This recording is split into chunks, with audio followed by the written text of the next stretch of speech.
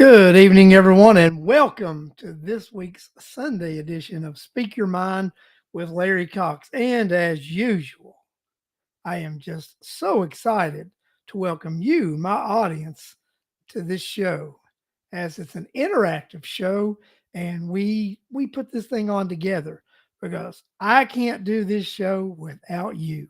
Because there would be no need for me to sit here and talk to myself for nearly an hour. But as long as you are willing to come on and be part of the audience, then I will do this every week and be here with you and have good conversation. So thank you for joining. And let me go in here and say hello to everybody who's joined us so far on this Memorial Day weekend. So, welcome, Danielle Munoz. Welcome to the show. Danny, don't know if you got a chance to read my manuscript yet. Just don't hurry. But when you do, you can critique me all you want, cringing. Uh, Mary Boysworth, welcome to the show. See you at the airport. Cheryl Moulton, welcome to the show. William Campbell, welcome to the show. Charlotte Gellert, Dan Burks, Lee Wright, welcome to the show. Ruka Russo, welcome to the show. Sherry Thomas, nice to see you on the show, Sherry. I seen you at an event a couple weeks ago. It was nice to see you there. Marie Withers, welcome to the show. Clayton Orwig, got a good conversation with Clayton the other day. Wanted to catch up with him, talk about some local issues. Clayton and I talked for a couple hours. So Clayton, it was great talking with you the other day. And let's do that again. Corliss Turner, great seeing Corliss on the show. I actually spent some time with Corliss yesterday. And, of course, I'm going to talk about something else here in a little bit, and I'll bring your name back up. So Clayton Orwig, like I said, again, I had a good conversation the other day. Catherine Lynn, nice to have you on the show. Geneva Wood, nice to have you.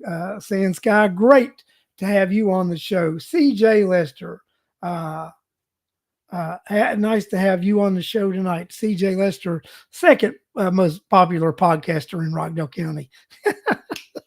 Just had to throw that in there, CJ. But you're coming up in the ratings. You're coming up in the ratings.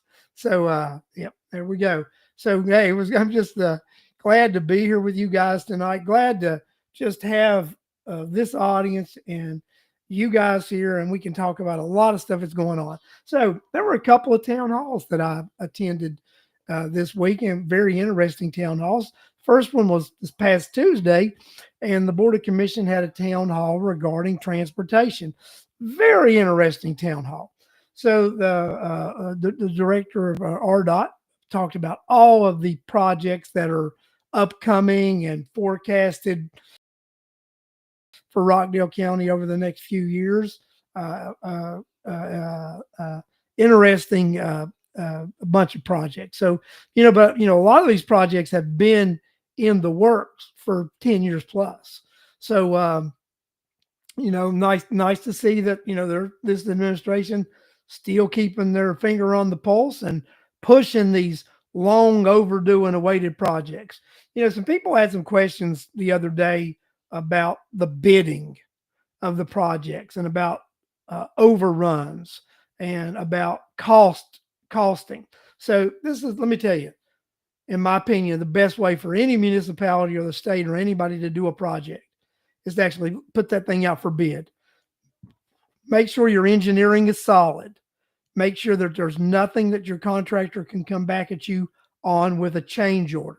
And a change order will be something that's out of the scope of work, or it was not included in the scope of work that was presented at bid time, that will prevent you from doing the project. So as long as you've got a good plan and it's engineered well and there are no change orders involved, then what that contractor bid for now in 2025, if even if it takes them to 2028, 2030, they're not going to get one additional dime as long as you did a really good job putting your bid together. And this contractor can't come back and get change orders for a change of scope, because it has to actually be a change of scope, or it has to be something that was unforeseen, that wasn't included in the bid for them to get a change order. unless you, out of the goodness of your heart, just want to give them additional monies. And trust me, I have never experienced that where an owner just wanted to give me additional funds. Now, let's just say the county is going to take upon themselves to do some of these projects. There is where they're going to incur additional cost, because if they pay as they go, then they pay what the price is at the time of purchasing materials as they go, and labor. Now, when we bid projects, and they're projects that are extended out 4 or 5, 6 years, we have escalators built within our bid that we provide the owner. So, and that's what these contractors will do if they bid it to the county. They'll know, well, this is what it's going to take us to do this project. It's 4 years. This is how much we're going to need. And but if the county is going to award a project at X dollars, and as long as as long as the owner puts together a sound contract, then you can't come back. Some change orders come out in building contingencies, but those change orders are going to be that's when they've got addendums in a contract, Charlotte. So if you've got addendum A, B, C, D, and you've got options, then those are contingencies. Yes, those are things that whatever. But if you do a really good bid, you put a really good letting out, and you say, this is how you've got to bid it, and then they don't do any changes in it, it's ironclad. I mean, that's just bidding and estimating 101.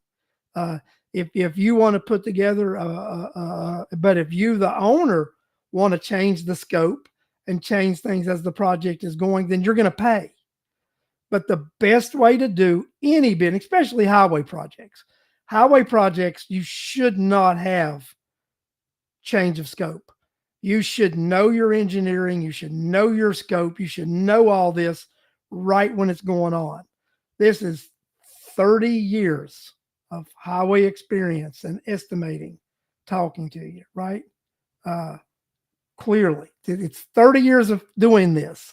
If the owner puts together a good letting, then you're going to bid what you bid. They're going to know what they have to pay, and the contractor includes those escalators internally in their bid. So that's why you do that. Now, if the county wants to build things on their own, then they're taking the risk of those escalating prices going up as they go. My preference would be for the county to bid these jobs out, let professionals do them, and have fixed cost and pricing that they do. But the key to it is putting together a good letting, putting together a good job, engineering a good job. Clayton Orwig, you got to state your assumptions clearly. So, and that's exactly what you have to do. So, that's like I said, I'm not just making this up, guys. This is somebody who has done this work for 30 years, who has been an estimator, and who has bid projects. I'm not making it up. It's not a dream. It's not a fantasy. It's reality from someone who has bid DOT projects on how you do it. So, you can take it to the bank or not. You can, that's how it's done. That is literally how it is done. So, I would have wished that the director would have explained that a little better the other day. I don't think he did a good job explaining that when you guys were asking about the prices and the escalators and how that works. So I think you guys really didn't get a good explanation the other day. So I hope that I was able to clarify that a little bit for you. So that was my attempt at clarifying that a little bit for you. So when we were at that town hall, people asked them some questions. They wanted to know some tax questions, and they wanted to, and this happens all the time. They come to a Board of Commission meeting, and they're complaining about their Board of Education taxes. And, and I was asked to come up and speak on that subject, which I did, and I clearly, as I'm going to state right now, what I'm saying is not the opinion of the board or the school district of Rockdale County. It's my personal opinion. So what I'm about to say does not reflect in any way on the Board of Education of Rockdale County. So they wanted, it was senior citizens wanting to know about their taxes, not being able to afford them. And many seniors, years ago, I was exempt and you took my exemption away.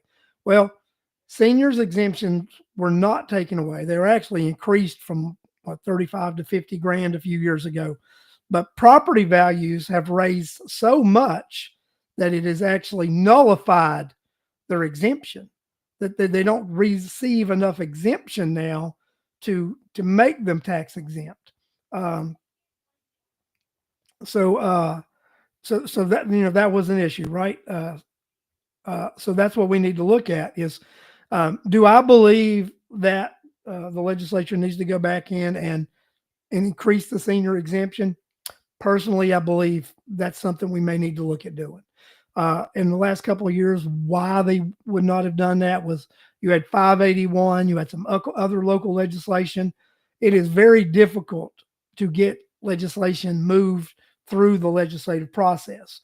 And the more bills that you're trying to move as a local delegation, the harder it is to move them. So you need to limit the number of bills and the amount of legislation you want to try to move so that you can prioritize it. I believe that's probably something that our delegation can put back on the list. And I will personally, next Saturday, our local delegation is going to have an end of year delegation meeting at the Nancy Glenn Library, and I believe it's at 9:30 a.m. next Saturday. And come out and ask your delegation to introduce additional senior exemption for school board taxes. I mean, come out and do it. I won't oppose it. I'll actually vote for it, to be honest with you, because then it'll be my job as a member of the board to figure out how to handle that when we do the budget. So yeah, come out next week, next Saturday, 9:30 a.m. Representative Doreen Carter, Representative Angela Moore, and Representative Rhonda Taylor will all be on hand, and they'll be discussing the bills that went through the legislature this past session, and it'll be an opportunity for you, the constituents of Rockdale County, to talk to them about how that they can help you, the senior citizens of Rockdale County, receive additional tax help. And can I tell you something? I don't think you should only ask for an additional exemption from school board taxes, but I think you should ask for an exemption from property taxes in general. My personal thing, I think you guys need to ask for an additional exemption for property taxes in general as being a senior citizen. That's my opinion. Next month I turn 61 years old, and I will be, approaching that same age also. I don't want to work forever either. My goal is to work till I'm 67 years old and retire from my day job. Now, when I retire from the construction gig, we'll see. I'll be in hopefully my second term on the board because I've pledged to run 2 terms. And but when I retire from my day gig, I intend to become even more active in the community. This show may evolve into something different at that time. I don't know what any of that looks like, but I think as I move into the retirement age and not, doing the construction gig daily, that may shift into more community work, more community activism. So because just somebody who's got to stay busy and I enjoy doing things that help my community. So I mean that's just my take on it. So one of the things when we were at Rhonda Taylor's town hall Saturday, so I'm going to shift gears to the next town hall, which we went to Saturday, yesterday. And one of the things we talked about, we talked about the expansion legislation and what went wrong with it and what we could possibly do in the future. And I think that's very interesting how that goes. So I'm excited about what we could do as far as introducing legislation for the expansion commission and what that'll look like next year. And I think that's something else we can ask our delegates about next week when we go to that town hall. What does a piece of legislation next year look like for expanding our board? That's something that we can come out and talk about. But also, we talked about changing the landscape politically and people running for office. And people wanted to know, are the Republican Party, the Democrat Party, are they recruiting candidates? Are they vetting candidates? Are they getting candidates ready? You know what? Why did they have to get anybody ready? I think, nobody got, no party got me ready to run for office. I prepared myself to run for office. And I think that's the best type of people that we can get, are self-motivated individuals who prepare themselves. And it's initially through community activism that gets them interested in politics and moving forward and helping their community. And they end up running for office. So there's somebody on my show tonight, and I want to encourage them. And they've been asked to run for office. And I do want to encourage Ms. Corliss Turner to run for office next year. I do want to encourage her to run for that post to commission seat. I think Corliss will do a fantastic job, and I intend to support Corliss the whole way if she decides to do that. And I know she's thinking about that now and seriously thinking about it. But I think that's what I would like to see, and that's what I want to see. And my friend Trey Bailey, and then not be beholden to a specific party. That is right, Trey Bailey. Don't be beholden to a specific party.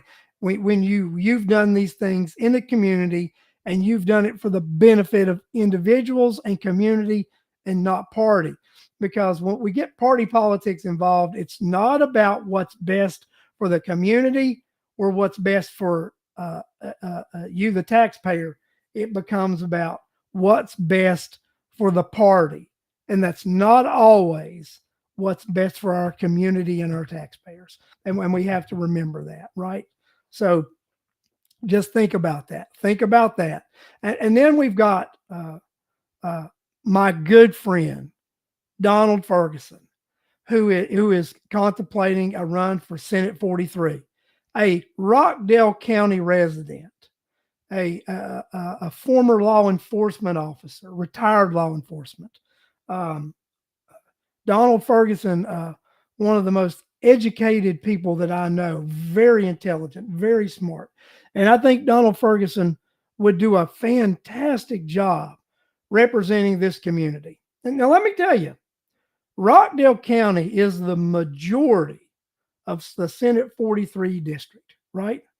And wouldn't it be fantastic to have a state senator representing the 43rd that represented the majority of the district? It would be fantastic, I believe. And Donald Ferguson has committed, putting his name out there in the hat. He's already filed the paperwork to begin an exploratory committee. And I can't wait. And we've got some people made some, some people have already said they don't like party politics. Samantha Swaney, it's about our town, our neighborhoods, and our community. And that was Sand Sky said they didn't like party politics. It's about your community. Kelly Farr, local should be nonpartisan. And then Luca Russo, she it says it'll be the character of the person. Corliss has proven that she can do the job. Uh, and then Corliss Turner actually responding to my comments, and I'm going to put that up. Thank you, Larry. I am seriously thinking I will need the community support. And that's exactly what we need, right? We need to elect people from within our community, from within our heart, and people who have shown that they have fought for this community because they care about this community and they care about the needs of the community, not about making one party or the other one additional more elected official and that much stronger. We get stronger when we have people who represent this community and represent us as individuals. That's how we get stronger. We get stronger when we unify as a community. And that's what I totally believe has and will happen uh, in Rockdale County. That we've got it. That we are getting that it's about the people, it's about the community, it's about what's best for you and I. So that's what we need to do, right? We need to do that. We need to make sure that people that come forth have a caring heart, that they care about their neighbor, they care about local business, they care about growing local business, they care about supporting local business. That's what I believe.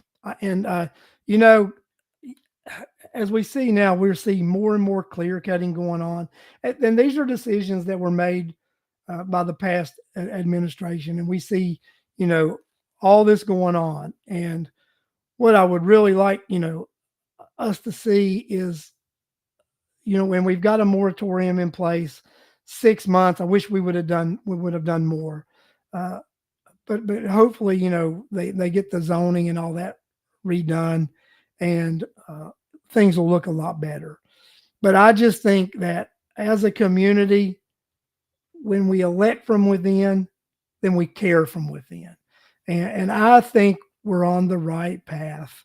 And I think that you guys know we're on the right path. And I think next Saturday at 9:30 a.m., it will be a great opportunity to show up at the library and let your representatives know what kind of legislation you would like to see next year, what you would like to see locally happen in Rockdale County. I intend to go. I mean, I go all the time to town hall meetings. I mean, yesterday I did not expect there was going to be a decent crowd. I expect there to be a few people there. And Rhonda Taylor, Representative Taylor, thought the same thing. And when we first started, it was thin. But within 10 minutes of starting, that room filled up. There was nearly a full room on a holiday weekend at the Nancy Gwynn Library. And that was very impressive. It was impressive that Representative Taylor, even though it was a holiday weekend, kept her schedule and had that meeting. But it was also impressive that you, the citizens, the residents, the members of this community, showed up for that meeting on a holiday weekend. It was very impressive. So it made me just, feel a good amount of pride that this community is getting it. They're getting the fact that it's time to step up the game. And in Rockdale County, I believe we are stepping up the game. I believe we are. And that's what we need to do. There was a real good crowd there. I am, like I said, I'm just very impressed. I am very impressed with the way that went down. So, but yeah, we had these two town halls, and they were well attended. And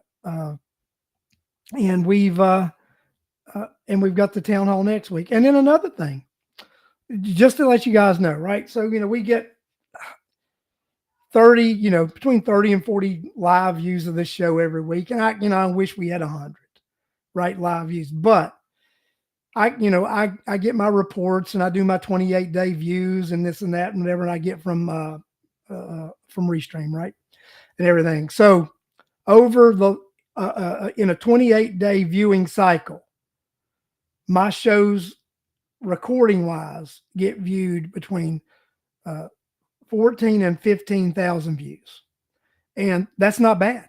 It's really not bad. So even though we don't have a large live audience, I mean, it's a pretty, for a local podcast, 30 to 40, pretty decent numbers. But the fact that in a 28-day time period, we got between 13 and 15,000 viewers on average, those are good numbers, because we've got people that are going back and watching the show after the fact. And can't ask for anything more than that. When you've got people, they may not watch the whole show, may watch a portion of the show, but the fact that they're going back and they're looking at some of the show, it's great. It's great. So I think that as more and more people begin to gravitate to local media shows like this and realize this is where you get your information. This is where you get what's going on. That helps. It really does help. And I believe that it's shows like this that help inform the community. And I believe shows like this are what helped turn the Rockdale County elections around the past election cycle. And I believe shows like this, which will continue to impact and shape politics in Rockdale County, and that's gonna be a big difference. Clay, thank you Trey, thanks very much. Trey said, "Love." I'm gonna go ahead and put the comment up that Trey's got. So, love what you're doing, Larry. Transparent and educational. Just so you guys know, my friend Trey, who is also a Board of Education member from Newton County, he does a podcast too, and similar kind of podcast. I think he has a partner that he does the podcast with, and they talk about local Newton County issues, bring people on.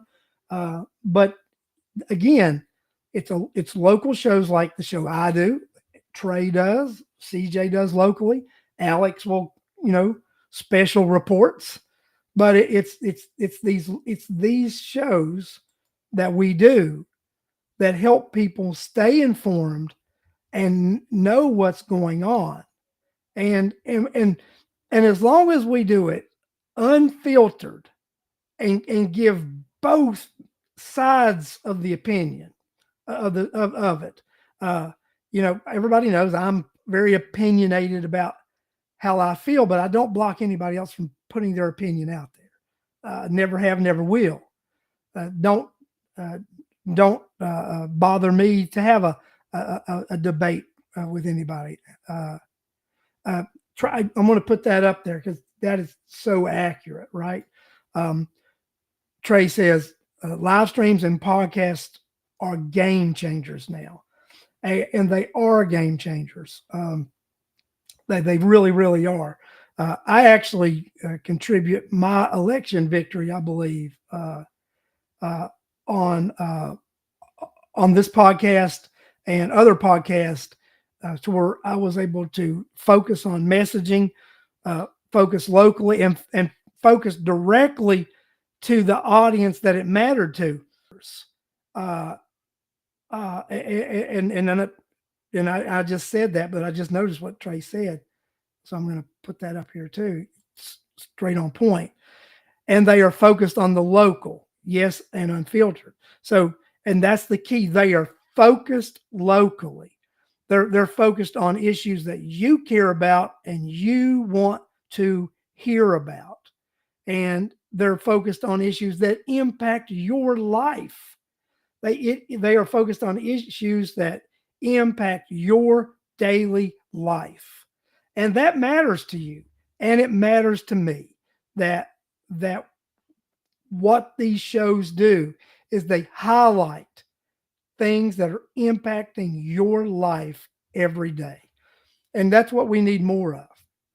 We need more people to be involved, more people to come to community meetings, more people to speak out. And, and I tell you what,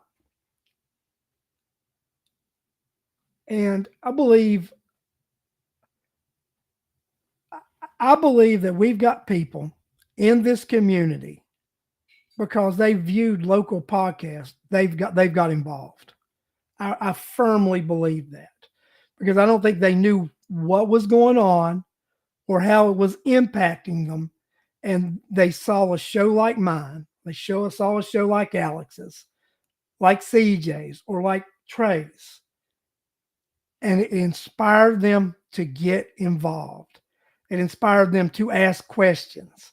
It inspired them to go to a board of commission meeting, a city council meeting, a board of education meeting. It inspired them to do an open records request. It inspired them to ask an elected official, why did you make this decision? Do you realize how it impacted my life? And that's what we have to look at, ladies and gentlemen. Everything, every decision that's made, it impacts your life. And we all say all politics is local, and it is local. It all starts on the local level. And remember, as I said earlier in the show, it shouldn't be about party.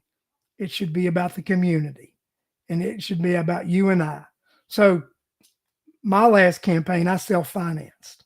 And the reason I self-financed is because I didn't want to be beholden to anyone to come back to me and say, well, you couldn't have got elected if I hadn't have donated that $2,000 to you, or I hadn't have donated this to you. But, not everybody can self-finance. And I was in a position that I was able to do it. And you know what? When I run for re-election in a few years, 3-4 years, whatever it is, I intend to self-finance again if I have an opponent. But also, if there are candidates that I believe in, I donate to their campaigns, and I help them behind the scenes, and don't take any fees. So I'm gonna tell you what. If there are people in this community that are really anxious about making a difference and they want to know how to run for office and what they should do, you know what? Reach out. I'll be willing to have a conversation with you about what you need to do for run for office and what it'll take. And Samantha Swaney says, and we'll vote for you again. And Samantha, I thank you for that support, and I thank you for that future vote. But I intend to keep working hard and earning that future vote also, just so that you know. But because my work has just begun at the Rockdale County School System, it has just begun. But yeah, guys, I'm excited about what the future looks like and what it can hold for Rockdale County with you, the citizens in this community, banding together and changing the landscape and the scope of this community. So I'm just excited about what we can do and what we will do, and actually what we have already done. And I'm excited about a couple of people that, one person I know is filed, Donald Ferguson, and then I'm also excited about Miss Corliss Turner really thinking about running for office here next year. And I think she'd do an excellent job. And I think most of you in this chat think she would also. So, guys, I know it's going on 8:40 now, and I have chatted here 40 minutes nonstop, and you have been grateful. Your interaction has been great. But I'm going to let you leave early tonight and enjoy the rest of your holiday weekend, which is I intend to do also. But I do ask you a favor. Please, please, please join me next Sunday at 8 p.m. right here on Facebook and YouTube for another edition of Speak Your Mind with Larry Cox. Who knows what we may talk about, or who knows who may show up. But I've enjoyed this time with you, and I look forward to seeing each and every one of you next week. Thank you, thank you, thank you. Until we speak again.